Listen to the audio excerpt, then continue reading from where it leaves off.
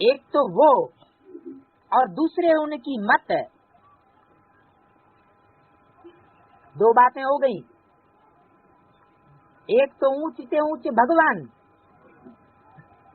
और ऊंचते ऊंच भगवान की श्रेष्ठ से श्रेष्ठ श्रीमत भगवत गीता। गीता हो गई श्रेष्ठ, उसकी रचना वह और उनकी श्रीमत भगवत गीता। तो वो गीता माता जो कही जाती है, माता कोई कागज की गीता माता होगी क्या? जरूर चैतन्य थी गीता। इसलिए मुरली में बोला है, गीता तू सच्ची गीता है।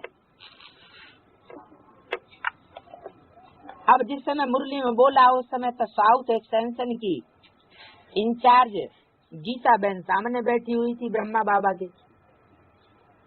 तो लोगों की श्रद्धा बैठ गई किसके ऊपर? साउथ एक्सटेंशन की इंचार्ज गीता के ऊपर। अब बाबा हद में बोलते हैं बेहद में? बाबा तो बेहद में बोलते हैं। ऐसे नहीं कि वो साउथ एक्सटेंशन के गीता और गोपाल,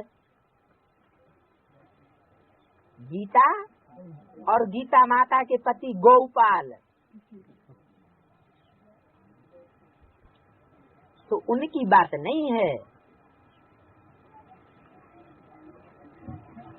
ये तो 16,000 गौएं हैं, जिन गौओं की पालना करने वाला गोपाल, गोपाल कन्हैया की श्रीमत शास्त्रों में गाई हुई है।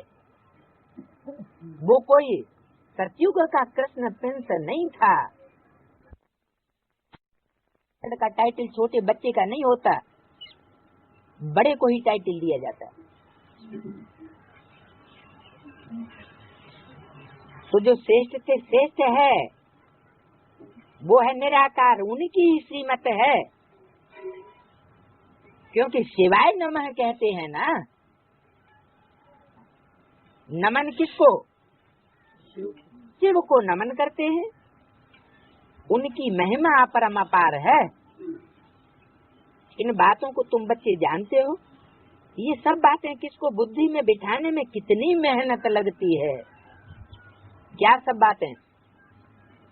कि भगवान कौन है और भगवान की गाई हुई माना जिसकी महिमा भगवान ने भी गाई।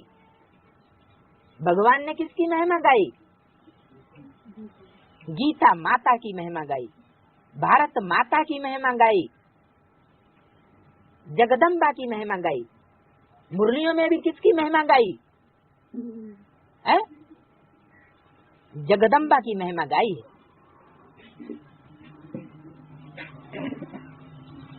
तो इन बातों को किसी की बुद्धि में बैठाने में कितनी मेहनत लगती है। मेहनत क्यों लगती है? क्योंकि जो नई दुनिया की फाउंडर है वो फाउंडर प्रायः लोप हो चुकी है। मन बुद्धि रूपी धरणी से उसका नाम निशान लोप हो गया। उसके महत्व का पता ही नहीं है लोगों को कि वो क्या चीज है जिसके द्वारा नई दुनिया का फाउंडेशन लगता है। इन बातों को बुद्धि में बिठाने में मेहनत लगती है। मेहनत माना बार बार बताना पड़ता है कि ये श्रेष्ठ है, ये श्रेष्ठ है, इसको मानो। लेकिन फिर भी मानते नहीं, अपने ही अहंकार में चूर हो जाते। अब भक्तों को भगवान की मत चाहिए, ये तो ड्रामा मनूद है।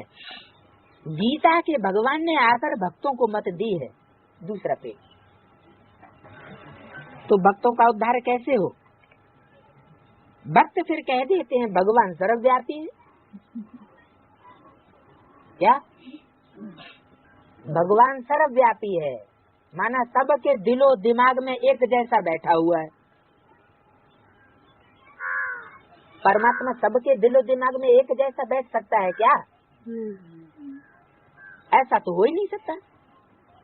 अगर गीतापति भगवान है तो गीता की बुद्धि में वो ज्यादा बैठेगा या बच्चों की बुद्धि में ज्यादा बैठेगा? गीता है माता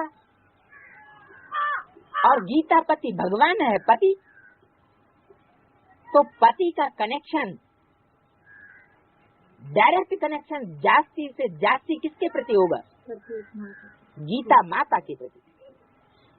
भगवान जितना उस गीता माता के रोम रोम को जानता होगा उतना कोई बच्चा रोम रोम को नहीं जान सकता।